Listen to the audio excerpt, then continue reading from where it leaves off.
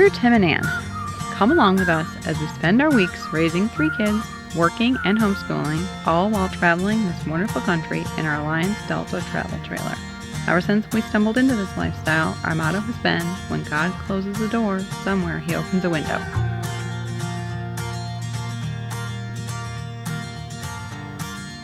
We are spending the rest of the winter camping our way through California. Come along to see which California locations will be perfect to explore during the winter season. Join us this week as we explore Sequoia National Park.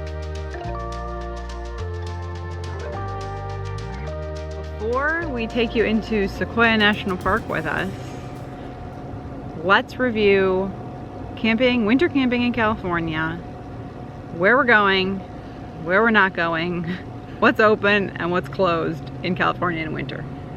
How does that sound? I'm excited, let's do it. Okay, so we started because we were in Oregon. We went to Redwoods first, Northern California, in like January. Yep. It was beautiful there. There were no people. The weather was lovely. One night our water connection froze. I think only one night. We woke up with no water. So it was a little chilly overnight, but it was really nice during the day and everything was open and it was a wonderful visit. Yes, I think we got lucky though too, because it's supposed to be the rainy season. Yes. We did not experience that, so. Right. Lassen Volcanic, if you're heading south through California, is like the next national park. I pulled up some facts here on my phone. So the National Park Service on the NPS website says that December through March, they would describe Lassen Volcanic in the following way. Winter is a season of snow and solitude. Vehicle access is limited, but over the snow adventure is seemingly endless. Yeah, I didn't even know that it was open, to be honest. I looked at it and it wasn't going to be an option for us. It sounds like you can snowshoe in. Yeah. It is between 5,000 and 10,000 feet of elevation at Lassen Volcanic. It is not a good place to camp in the winter. I don't know if that's the thing. It might be open. It sounds like it is open. I think what I found was there are no campgrounds available around that area. Nor anywhere in the vicinity, right? So that made it impossible for us to, because it's not even close. It's not even close to any really big cities, I don't think. Right. So we didn't go there. We didn't contemplate going there, and we don't really recommend that you go there in January. Then we drove down to Yosemite. Yosemite's hit or miss. No, we went to Pinnacles. Okay, I'm doing like a north to south. Oh, sorry.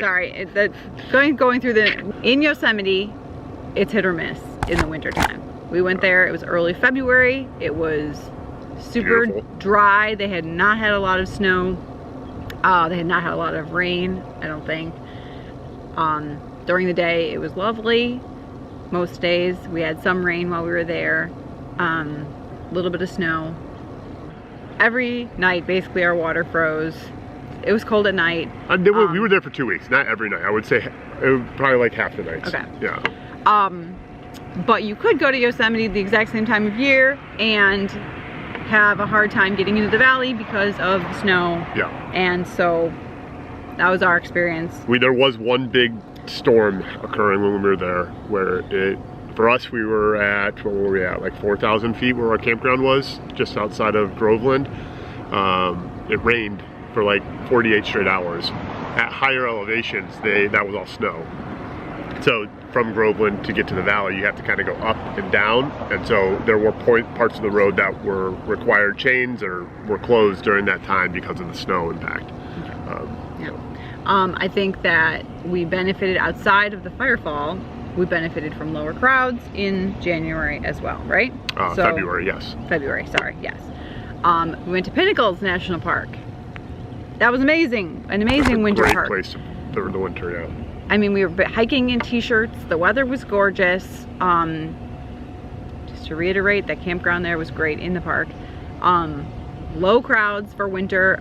More people on the weekend, but still super low crowd for the winter. Yep. That's an excellent winter national park in California. Like, highly recommend. Easy access from San Francisco area. It's great. In this video, we're gonna head into Sequoia, which is another iffy winter national park. So you could get no snow, you could have I don't think snow. there's no snow. I think there's snow. It could be chains required. Yeah. The road could be closed. So it's really hit or miss, and we'll share our experience here of Sequoia. Sequoia and Kings Canyon are run together by the National Park Service. They are neighbors. Can you explain our decision to not attempt to visit Kings Canyon? Kings Canyon, well, basically Kings Canyon has two separate areas. The area where you see the canyon, even the road to that area was closed, and so you can't go there. So, and then the other area, the smaller portion, is where they have the sequoia trees and the visitor center. And that seems like it's open year round. It seemed like it was open, but they get snow there too. That was open, but the road to get there from Yosemite, the General Sherman Highway, like closes between points, and so there's not like an easy way to get to that area of Kings Canyon from where we were. You basically had to choose if you're going to go to the Kings Canyon area or the Sequoia area, and we chose the Sequoia area. I mean, it's not like inaccessible. It was like an hour, 20-minute drive if we wanted to do it, but we did not choose to do that. We got our Sequoia fill from Sequoia. The Sequoia trees, and someday we'll go back and see Kings Canyon. Although we did count our visit to Wind Cave as a visit to a national park without seeing the cave, so. Well, we saw the entrance to the cave. We did.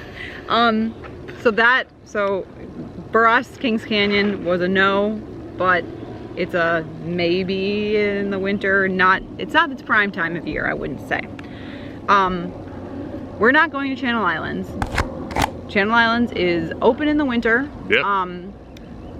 Probably a great time to visit Channel Islands. It's a series of islands, actually. Yeah. As far as camping goes, I mean, you're not going to camp on the islands. You can tent camp on the islands. But you can, I'm sure, find a campground.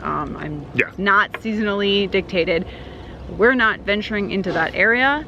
And also, it's a park that, similar to if you were going to go to Dry Tortugas, for example, you need to plan ahead,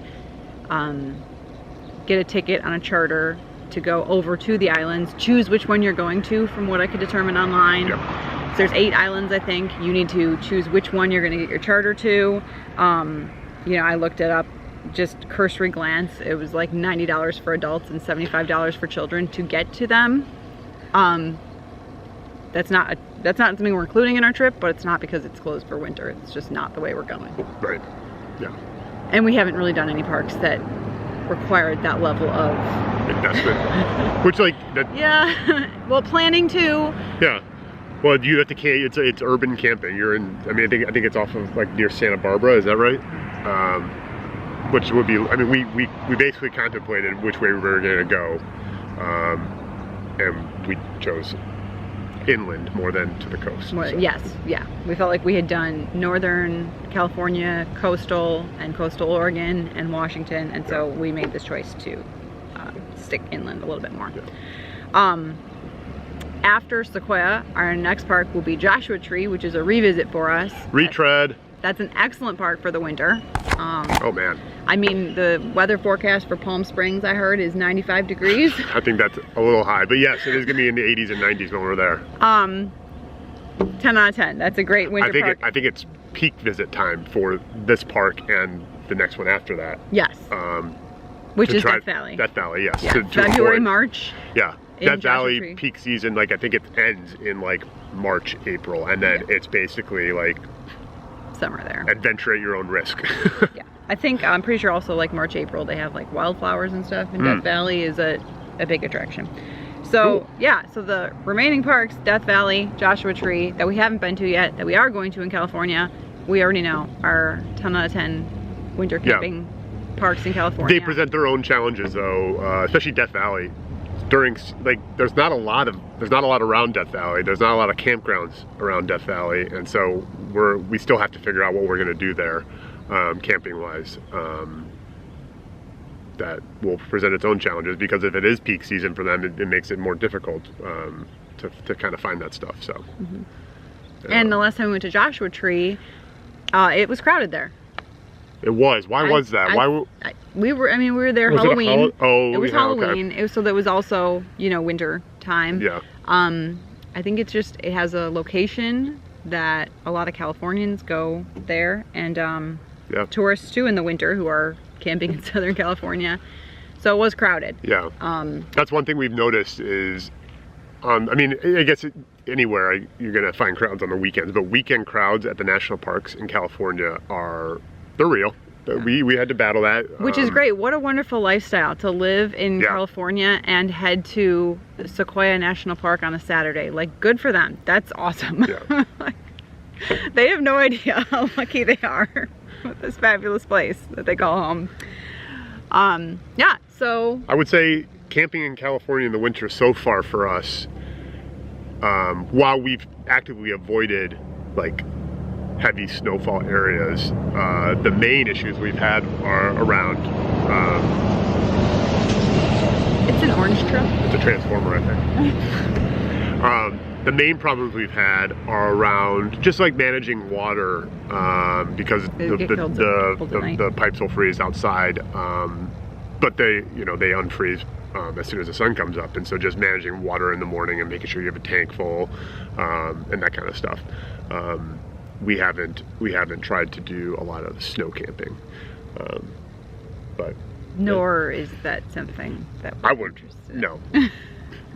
I mean, it'd be fun to do for like a weekend. The kids would like it, but trying to do that for an extended period of time would get old fast. I mean, we've had rainstorms. That's enough for us. So. So now we're headed into Sequoia National Park. So come along with us. Let's do it. See what Sequoia has going on, and I bet there's snow. I think there is. Tim is getting gas right there. We're about to drive into Sequoia National Park. Colin said we are at elevation 800 right now, and I think General Sherman Tree is at like 6,000. So we're about to go real high up. We had a severe winter storm here the last few days. So the last 2 days, basically every road was shut down in the park, right? Hi, Tim. Hello. And this morning, the road to the big tree is opening up, and the visitor center. I think we're gonna see some snow. There's supposedly a shuttle too, so we're gonna try to take advantage of that. Did you talk about that already? No. We'll figure it out once we get there. I covered the elevation change and the winter closure that has happened the last 2 days. Head north on General's Highway.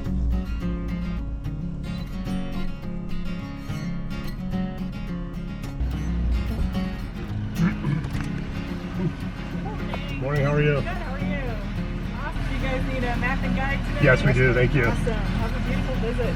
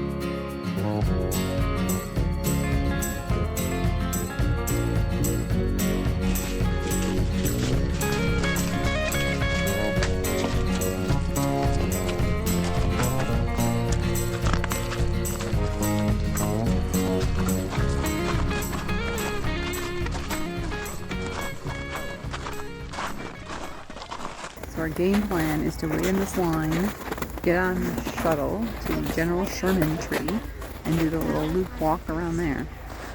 So That's our first stop. There's steps on the right-hand side. The first switchback, don't go up those steps. So kind of wander your way around. It'll probably take you about 10 or 15 minutes. Okay, go on through.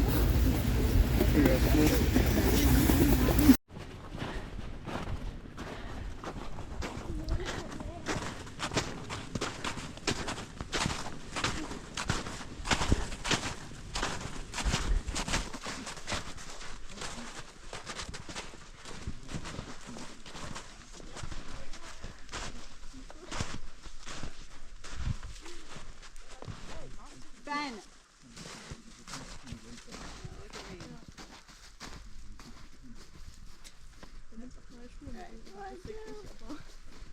You want to get in there? Should we, Tim? I'm going to try to catch it off each side.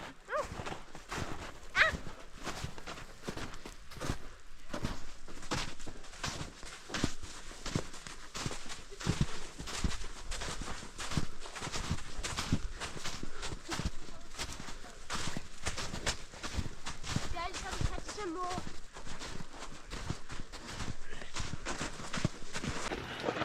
This is crazy. I don't know how many YouTube videos I've watched of people like walking up this beautifully manicured path to the Sherman tree. It looks so taken care of.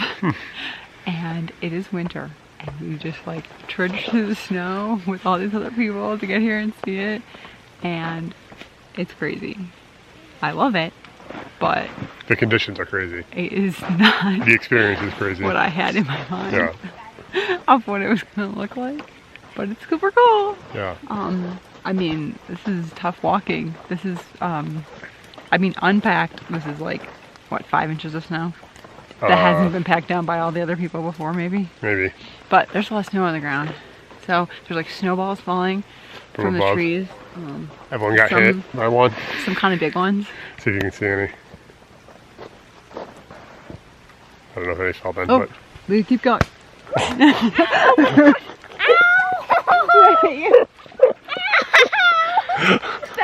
there you go. It's happening Probably live. didn't see it, but it just happened. It was a good one.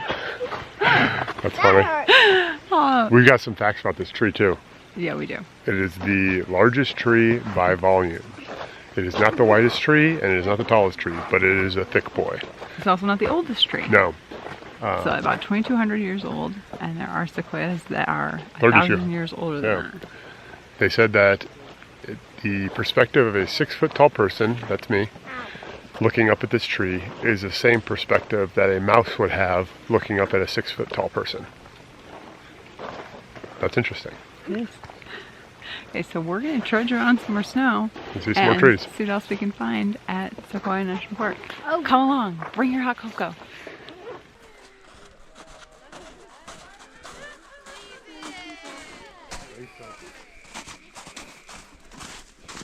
Snow falling off the trees. Oh, there's a good snowball.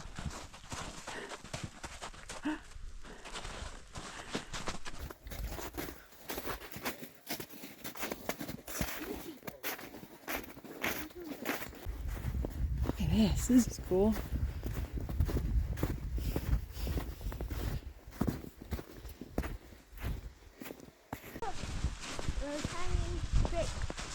Little creek. A lot of snow on the tree. We're gonna definitely get clocked with a snowball here. We're 100% gonna get clocked with a snowball.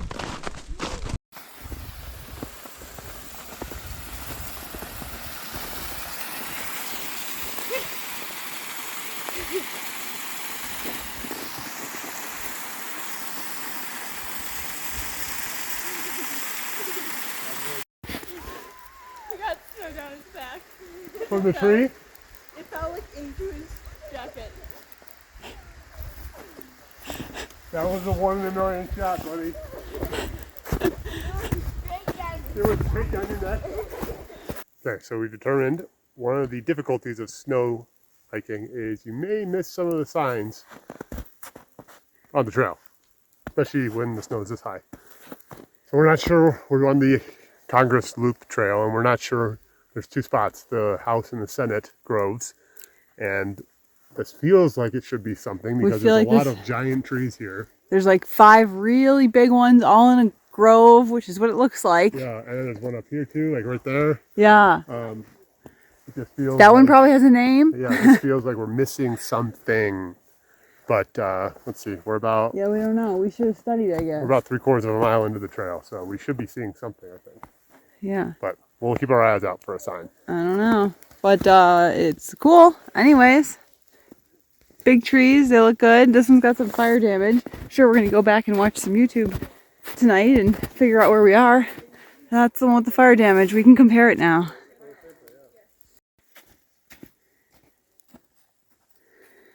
Oh yeah, look at that. That's 2, but is it 1 Jeep? It's a really big one. It's actually 2 trunks that got burned down in the middle. Oh, yeah. Okay, McKinley tree sign. There it is. Now we know where we are. Look at that tree. It's got something crazy on top there. We got a nice grove here. Here, boys, you want a picture there? We found a sign. Okay, we are here. This is a very wet spot. Yeah. But we started out up here, but somehow we ended up down here. Oh, So I think we're going back this way.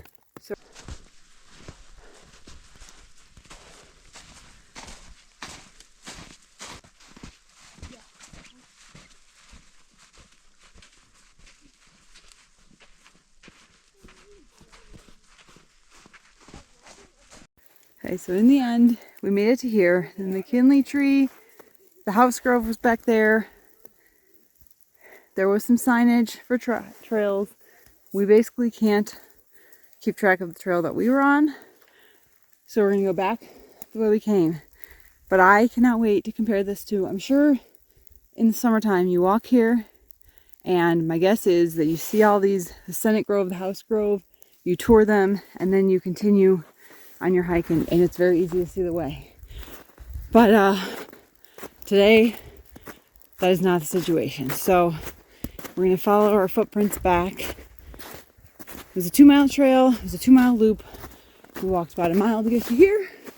So now we're gonna walk a mile to get out. So we're not adding any distance to our hike. We just don't get to see some new stuff. I was looking at a tree up here. And I mean, it's a lovely hike through the snow. Starting to get wet. Feet, wet head from all the snow falling. But it's a good hike.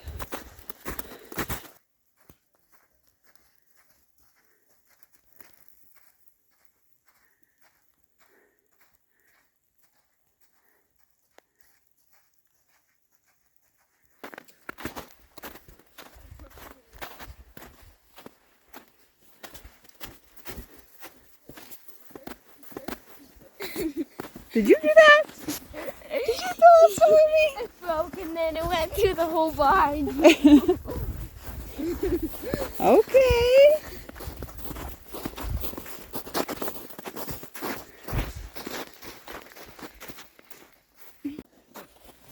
Apparently, we've veered off the path, but we're still on a path. Clearly. But we're going this way to get back to the shuttle bus.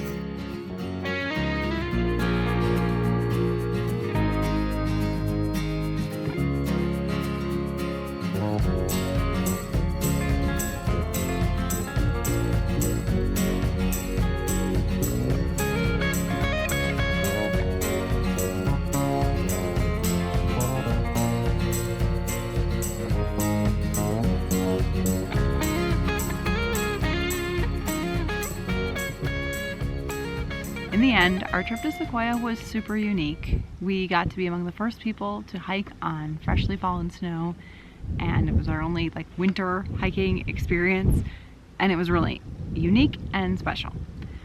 Because of the winter conditions, we did miss out on some iconic Sequoia sites, most notably Morro Rock, which I really wanted to see while we were there. Also, because of the winter weather, we struggled to navigate some of the trails. Specifically, we were trying to hike the Congress Trail, which we sort of did, but I know that that trail is well manicured and well marked. I've seen video of it, and we just could not figure it out in the snow. And that's okay. Next time we'll do Morrow Rock. Next time we'll get to admire the Congress Trail in all of its intended glory. This wasn't the trip for that, for us. The other factor that really affected our visit was we visited on Sunday of President's Day weekend, after the park had been closed both Friday and Saturday because of a winter storm. So the crowds were crazy. We got there early. We were able to get a parking spot in the parking lot, and we were able to get on the shuttle pretty easily. But when we were heading out of there, the line of cars and people trying to get into the parking lot was crazy. It was terrible. And so I don't know if this park is always that crowded or if this was just a confluence that happened because of President's Day weekend and the winter weather. I'm not really sure. Overall, our visit left me wary of the crowds, but interested in going back again someday to see some more sights at Sequoia, and also to get to go to Kings Canyon. Someday, we'll be back. Sequoia was our 30th national park. Can you believe it? We are so close to halfway. So hit the subscribe button, because we're only 2 parks away from surpassing 50%. Yay! So excited. Come back next week, because after our winter hiking, we decided we needed to thaw ourselves out. And so we are going to spend some time enjoying the sun and the palm trees and the Joshua trees. See you then.